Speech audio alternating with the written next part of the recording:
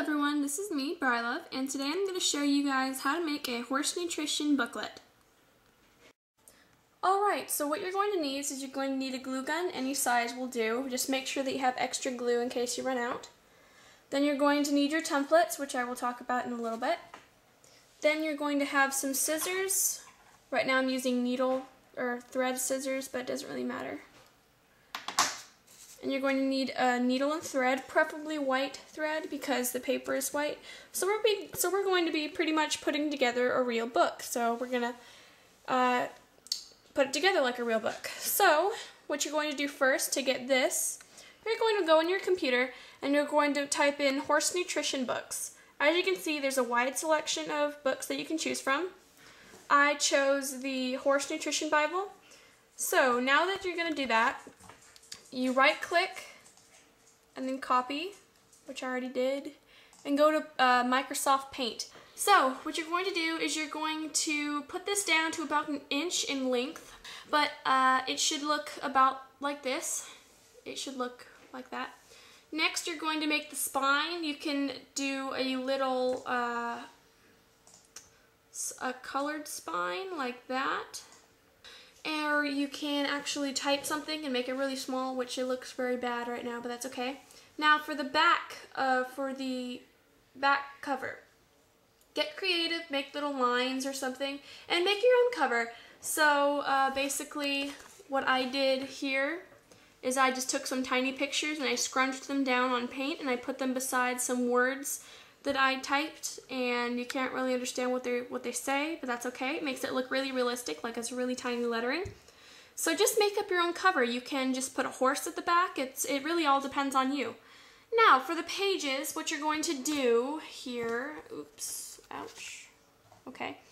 What you're going to do is you're going to go to Google again,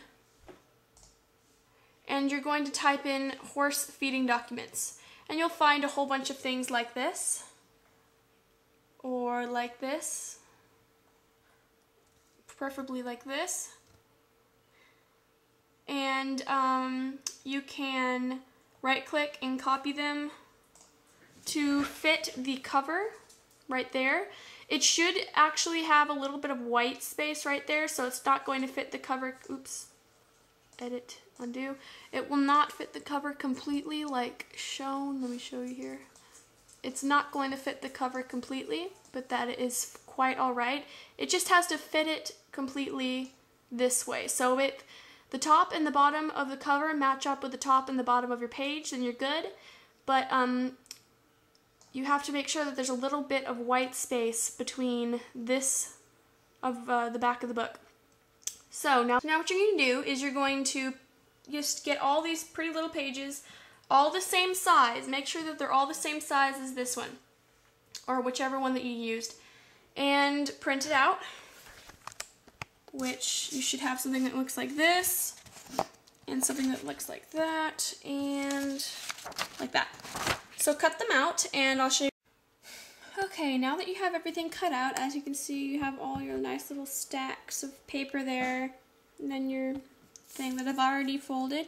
What you're going to do is you're actually going to fold the spine, if you can focus, fold it at the edge of the spine, so you'll still have some white left over.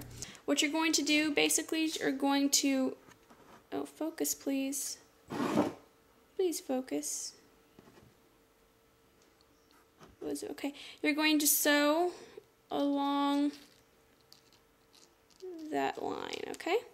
Well, I'll come back when I'm done.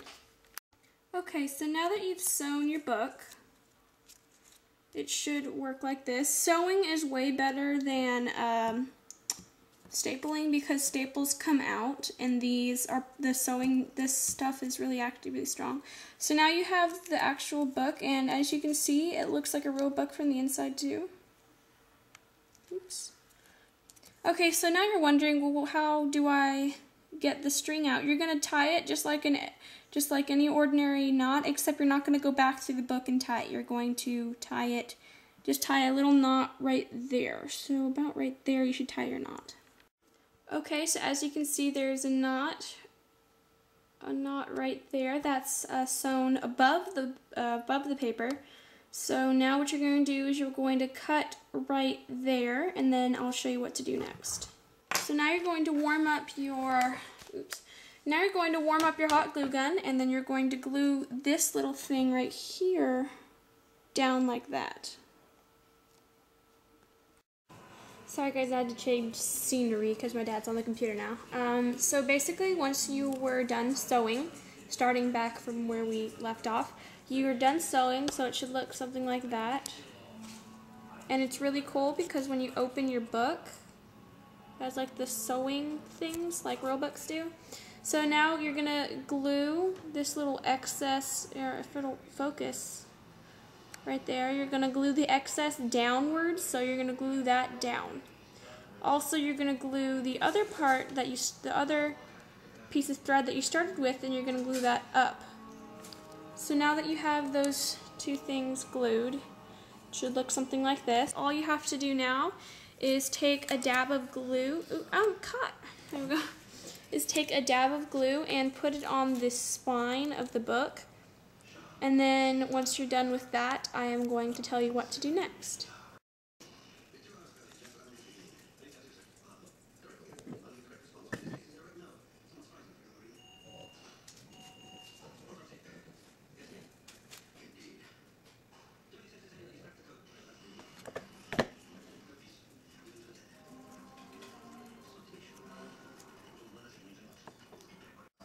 Okay, so now you have your spine nice and glued, as I said before, and you are going to now, where the white part is, you're going to glue the underside of the white to the stitches so you can't see the stitches.